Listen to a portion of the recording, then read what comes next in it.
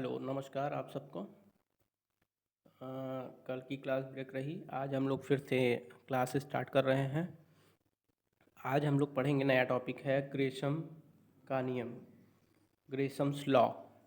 अब ग्रेशम्स लॉ है क्या? ग्रेशम, आप एक चीज़ जान लीजिए, ग्रेशम एक नाम है, ठीक है ना। और उन्होंने एक नियम बनाया था या नियम दिया था जिसका मेंशन इस चैप्टर में पूरे किया गया है, जिसको आज हम लोग पढ़ेंगे, ठीक है।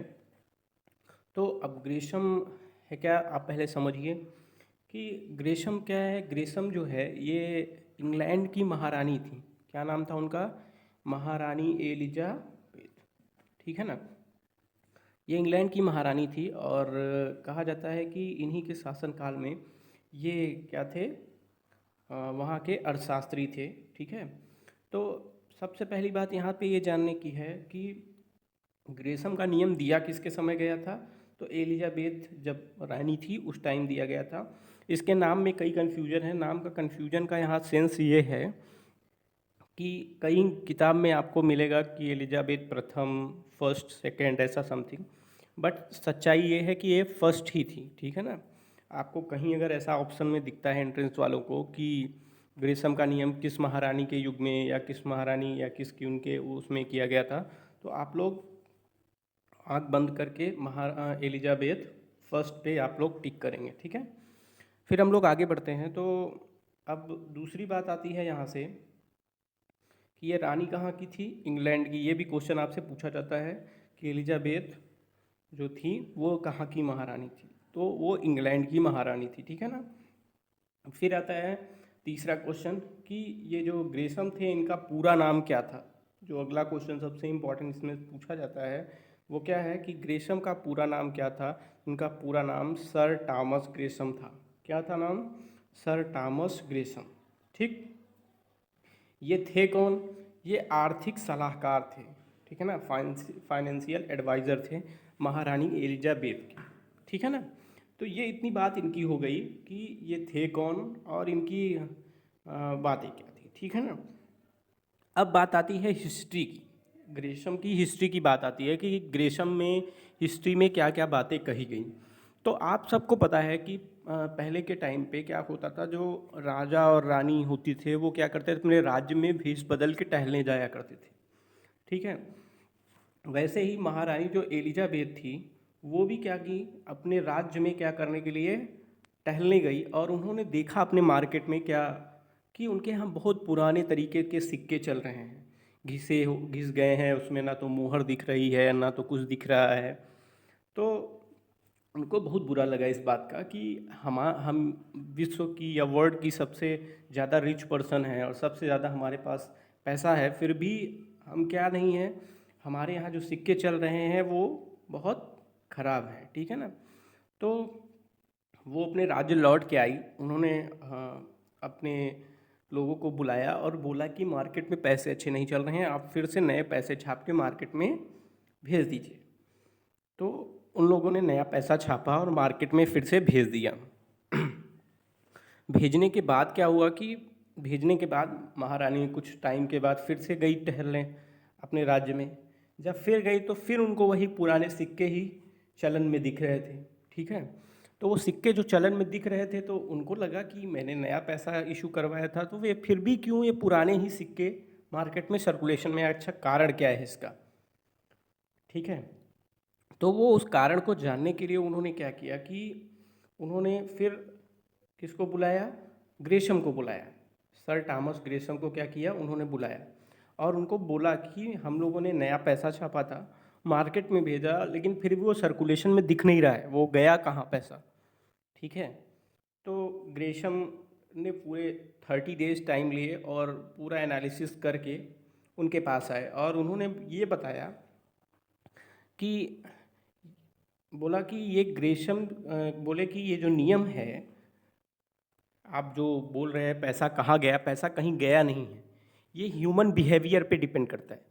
ह्यूमन जो होता है उसकी आदत होती है, वो नई चीज़ों को क्या करता है, अपने पास रखता है और पुरानी चीज़ों को क्या करता है, जल्दी से अपने पास से हटाता है। तो इसलिए कहा गया कि ग्रेशम ने ये साफ साफ बताया कि ग्रेशम ने कहा कि जो मनी है, ठीक है ना, वो क्या करती है, अगर एक अच्छी मनी है और एक बुरी मनी है, मतलब एक गुड मनी एक बैड मनी, तो जो बैड मनी है वो गुड मनी को चलन से बाहर कर देगी। ये उनका जो ग्रेशम का नियम है वो यही है। लेकिन बेसिक तौर पे अगर समझना चाहें हम लोग कि है क्या ये, तो आप ऐसे बेसिक तौर पे समझ सकते हैं कि हमारा ह्यूमन नेचर होता है कि हमारे पास अगर एक 10 का एक नया नोट हो, ठीक है ना, और एक पुराना नोट हो, तो हम क्या करते हैं, पहले कौन सा नोट खर्च करना चाहेंगे? हम सबसे पहले पुराना नोट खर्च ही करना चाहेंगे, नए नोट को अपने पास बचा के रखते हैं। ऐसे ही आप लोग देखते हो, लोग करेंसी को क्या करते हैं, सेव करते हैं, जो नई नोट होती है उसको सेव करते हैं और पुरानी नोट खर्च करते हैं। तो क्या है, सर्कुलेशन में कौन सी मनी चलेगी? जो पुरानी नोट हम सर्कुलेशन में डाल रहे हैं वही चलती रहेगी। नई नोट सबके पास क्या होगी, सेविंग के कंडीशन में घर में पड़ी रहेगी। ठीक है, तो यही ग्रेशम का नियम है। ग्रेशम ने बताया कि अगर एक साथ हम सर्कुलेशन में गुड मनी और बैड मनी एक साथ डालते हैं, तो जो बैड मनी होगा वो गुड मनी को क्या करेगा, सर्कुलेशन से बाहर कर देगा। यही नियम किसने बताया है? ग्रेशम ने बताया है, और यही ग्रेशम का नियम है। ठीक है,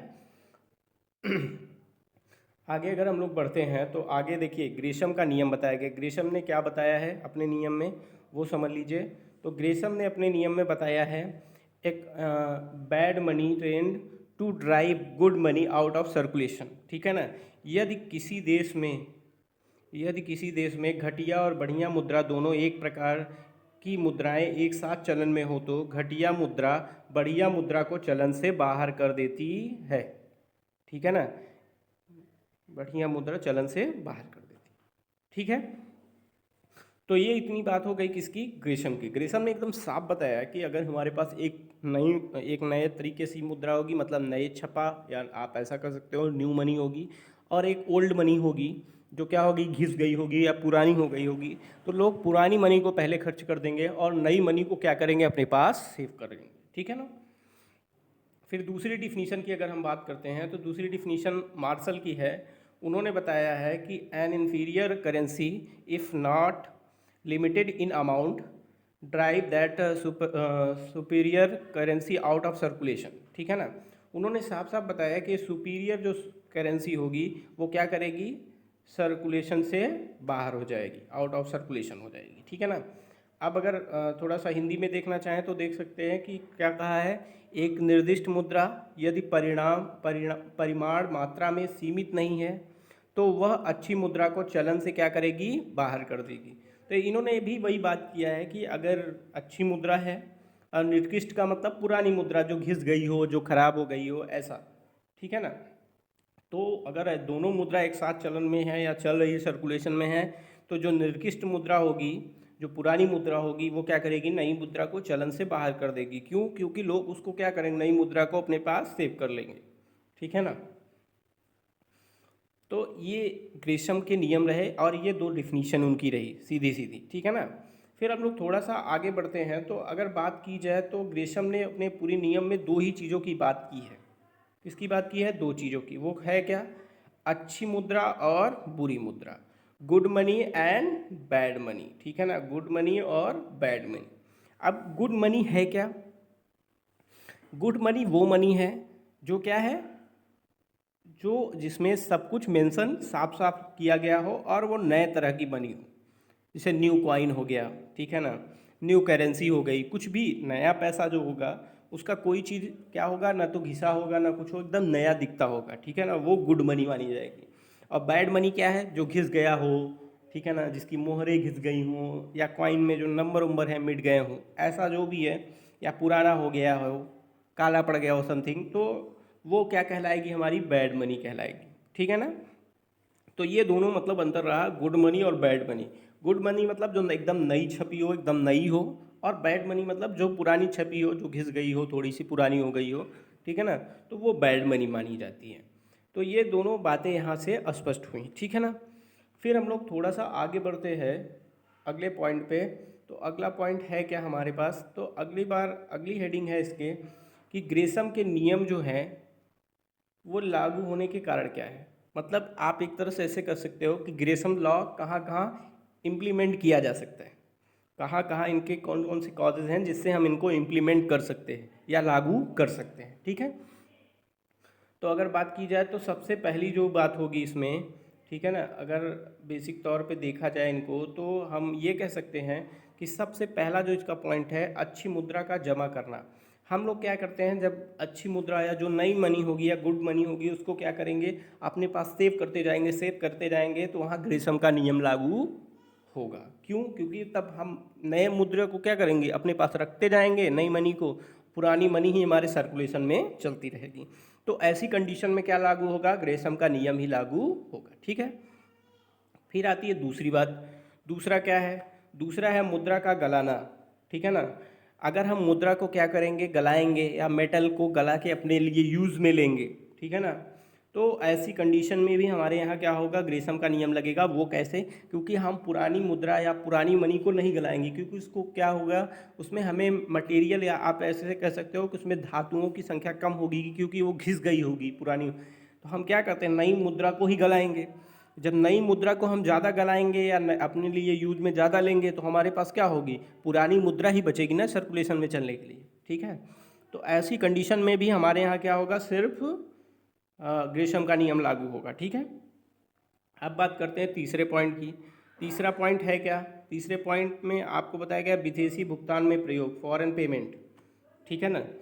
अगला क्या है, अगर हम अपनी मुद्रा, जो भी हमारी नई मुद्रा है, ठीक है ना, उसका पेमेंट अगर हम फॉरेन में ज़्यादा कर देते हैं, तो हमारे यहाँ क्या होगी, नई मुद्रा की शॉर्टेज हो जाएगी। जब नई मुद्रा की शॉर्टेज हो जाएगी, तो क्या होगी, हमारे सर्कुलेशन में कौन सी मुद्रा चलती रहेगी, पुरानी मुद्रा ही चलती रहेगी, चाहे हम जितनी बार मनी क्या करें, छपवा दें या इशू करवा दें। ठीक है। तो ये तीन कारण आपको मैंने अभी अभी बताए हैं, जिसके कारण से हमारे यहाँ ग्रेसम का नियम लागू हो सकता है। तो फिर से सुन लीजिए। अच्छी मुद्रा का जमा करना, अगर हम जितनी भी अच्छी मनी होगी, गुड मनी को अगर हम सेव करते जाएंगे, तो ग्रेसम का नियम लागू हो जाएगा। अगर हम मुद्रा को या जो नई मनी है उसको अगर हम गला के अपने लिए यूज़ करेंगे मेटल को, तो वही वो क्या, ग्रेसम का नियम लागू होगा। और अगर हम फॉरेन पेमेंट अपने मनी को ज़्यादा करते हैं, जो नई मनी है, गुड मनी है, उसका पेमेंट अगर हम ज़्यादा करते हैं, तो ऐसी कंडीशन में भी हमारे यहाँ क्या होगा, ग्रेसम का नियम लागू होगा। ठीक है। इतनी बात आपको समझ में आ गई। आगे बढ़ते हैं हम लोग थोड़ा सा। तो अब बात करते हैं लिमिटेशन की। जो सबसे इम्पॉर्टेंट पार्ट है, जो आपके एग्ज़ाम में आते हैं, वो यही है, लिमिटेशन ऑफ ग्रेसम्स लॉ। ठीक है ना, कि इसकी सीमाएं, अपवाद, समथिंग जो भी आप कह लो, वो आपकी यही है। ठीक है ना। तो अगर इसकी बात करते हैं हम लोग, तो अगर पॉइंट वाइज चलते हैं, तो सबसे पहला पॉइंट है बैंकिंग प्रथा का विकास। ठीक है ना, डेवलपमेंट ऑफ बैंकिंग सिस्टम। जिस देश में बैंकिंग सिस्टम का पूरा डेवलपमेंट हो जाएगा, वहाँ ग्रेसम का नियम लागू नहीं होगा। क्यों? क्योंकि हम सब सारी चीज़ों को क्या करेंगे, ऑनलाइन पेमेंट करेंगे। जब ऑनलाइन पेमेंट करेंगे, तो उसमें गुड और बैड का कोई इशू ही नहीं रह जाता। ठीक है ना। हम ऑनलाइन जिसको पेमेंट करते हैं, क्या वो बताता है क्या कि 10 रुपये भेजा है, 10 रुपये का ये नोट भेजा है, या सिक्का भेजा है, कॉइन भेजा है, क्या भेजा है, कुछ ऐसा पता चलता है? नहीं। उसमें हम जो भी पैसा अमाउंट डालते हैं, वो एक से दूसरे को पेमेंट हो जाता है। ठीक है ना। वहाँ पे ना तो गुड ना तो बैड। ठीक है। फिर आता है दूसरा पॉइंट हमारा। दूसरा पॉइंट क्या है, बुरी मुद्रा। अगर हमारे यहाँ बैड मनी सर्कुलेशन में ज़्यादा है, सिंपल सी बात है कि अगर हमारे यहाँ बैड मनी को क्या किया जाए, कंट्रोल कर लिया जाए, ठीक है ना, तो हमारे यहाँ क्या होगा, हमारे सर्कुलेशन में ग्रेसम का नियम लागू नहीं होगा। ठीक है ना। अगर हम बुरी मुद्रा, जो भी बैड मनी है, उसको कंट्रोल कर लें, ठीक है ना, कि हम इसको, अगर ये पूरी मुद्रा को हम क्या करें, कंट्रोल कर लें, हमारे यहाँ बैड मनी रहेगी नहीं, सब नई मुद्रा ही हमारे यहाँ सर्कुलेशन में चलेगी। तो अगर सर्कुलेशन में हमारे यहाँ सब नई मुद्रा चलेगी, तो ग्रेसम का नियम लागू नहीं होगा, कोई सेविंग नहीं करेगा, क्योंकि उसके पास नई नई मुद्राएं आती रहेंगी। तो नई, और तब नई ही नई में कहाँ से वो चुनेगा। हम ग्रेसम का नियम वहीं लागू होगा जहाँ पे दो मुद्राएं होंगी, गुड मनी और बैड मनी। अगर अच्छी मुद्रा और बुरी मुद्रा, दोनों मुद्रा एक साथ चलन में होगी, तभी ग्रेसम का नियम लगेगा। ठीक है ना। फिर हम लोग और आगे बढ़ते हैं। तो तीसरा आपको बताया गया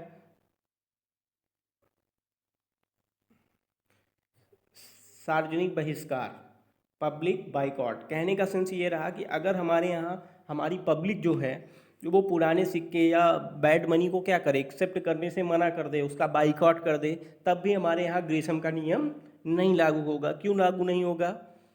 इसलिए लागू नहीं होगा क्योंकि अगर पब्लिकली बाइकआउट कर दिया जाएगा, कोई लेगा ही नहीं, तो हम लोग सर्कुलेशन में यूज़ कौन सी मनी करेंगे, हम लोग सर्कुलेशन में सिर्फ नई मुद्रा यूज करेंगे। इसलिए क्या होगा, वहाँ पे ग्रेसम का नियम लागू नहीं होगा। ठीक है ना। फिर अगली बात आते हैं, अगला पॉइंट जो है फोर्थ पॉइंट है हमारे पास, वो क्या है, बचत की आदत का विकास। ठीक है, डेवलपमेंट ऑफ सेविंग हैबिट। हम क्या कर रहे हैं कि हमारी जो है ये जो डेवलपमेंट ऑफ सेविंग हैबिट है, इसकी आदत पड़ती जा रही है, इसका विकास तेज़ी से होता जा रहा है। ठीक है ना, जिसकी वजह से क्या हो रहा है कि हमारे यहाँ ग्रेसम का नियम तेज़ी से लागू हो जा रहा है। ठीक है ना, तो ये एक बात हो गई। ठीक, बचत की आदत क्या हो रही है, तेज़ी से हमारे यहाँ विकास कर रही है। इसलिए हमारे यहाँ जो भी है, हम सेविंग को, अगर हमारे पास सिर्फ एक तरह की मुद्रा होगी तो हम चाहे जो मुद्रा सेव करें, चाहे जो मुद्रा खर्च करें, कोई उससे फर्क नहीं पड़ेगा। ठीक है ना, अगली बात आती है, इसके बाद की बात करते हैं, फिफ्थ पॉइंट जो है। ठीक है ना, तो मुद्रा की मांग और पूर्ति। ठीक है ना, मुद्रा की मांग और पूर्ति बराबर होने पर। ठीक है, demand and supply of coin in equal. अगर हमारे यहाँ डिमांड और सप्लाई, मतलब मनी की अगर डिमांड और सप्लाई इक्वल हो, बराबर हो, तो आदमी क्या करेगा, वो पैसा खर्च करेगा ही, चाहे नया हो या पुराना हो, तब वो सेव नहीं करेगा। जैसे मान लीजिए मेरे पास 10 रुपये ही हैं, मुझे सामान लेना ज़रूरी है, अब मेरे पास करेंसी है, तो मैं क्या करूँगा, सोचूंगा सामान लेना ज़रूरी है कि करेंसी बचाना। तो हमारे लिए पहली प्रायोरिटी क्या होगी, उसको बचाने की होगी कि हम सामान को खरीद लें, क्योंकि सर्वाइव करने के लिए हमें प्रोडक्ट चाहिए होता है। ठीक है ना, तो इसलिए अगर डिमांड और सप्लाई कॉइन की इक्वल होगी तो भी हमारे यहाँ ग्रेसम का नियम क्या नहीं होगा, लागू नहीं होगा। ठीक है ना, इतनी बात समझ में आ रही है, कोई दिक्कत किसी को? चलिए, अच्छी बात है। तो आगे हम लोग ये ग्रेसम का नियम पूरा रहा, चैप्टर पूरे पूरे पूरे चैप्टर आपको बताए गए। इसमें मेन जो इम्पोर्टेंट पार्ट है वो कुछ चीज़ें हैं, जैसे ग्रेसम का पूरा नाम, ठीक है ना, उनका फुल नेम क्या था। ठीक है ना, उसके बाद अगर हम बात करते हैं ग्रेसम की, इतनी बातों के बाद अगर हम बात करते हैं तो अगली बात होती है कि किसके काल में हुआ था, तो एलिजाबेथ। ठीक है ना, कहाँ हुआ था, इंग्लैंड में हुआ था। ठीक है ना, और अगली बात अगर पूछी जाए आपसे कि ग्रेसम ने कौन सी 2 मनी के बारे में बताया, तो गुड मनी बैड मनी के बारे में बताया है। ठीक है ना, अगला अगर आपसे कहीं पूछा जाए कभी भी कि ग्रेसम का नियम कहाँ लागू नहीं होगा, एकदम सिंपल सी बात समझिए, कहाँ लागू नहीं, तो सबसे पहले आप देखिए कि ग्रेसम का नियम वहीं लागू नहीं होगा, ठीक है ना, जहाँ सिंगल मनी होगी। समझ में आ रही बात? जहाँ अगर सिंगल मनी चल रही होगी वहाँ ग्रेसम का नियम लागू नहीं होगा। जहाँ पे 2 तरह की मनी होंगी, एक नई मुद्रा, एक पुरानी मुद्रा, या गुड मनी एक बैड मनी होगा, वहीं पे हमारे यहाँ ग्रेसम का नियम लागू होगा। ठीक है ना, उसके बाद आपको मैंने लिमिटेशन भी बता दिया, और काजेज भी बताया कि कहाँ कहाँ लागू हो सकते हैं, कैसी कंडीशन में लागू हो सकते हैं।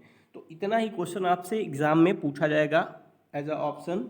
तो आप लोग कोशिश करिएगा कि अच्छे से पढ़िए। बाकी जिसको भी जो भी दिक्कत हो वो नीचे मुझे कमेंट बॉक्स में बता देगा। ठीक है, तो आज की क्लास ब्रेक होती है, ये टॉपिक आज समाप्त होता है। ठीक है ना, नमस्कार आप सबको।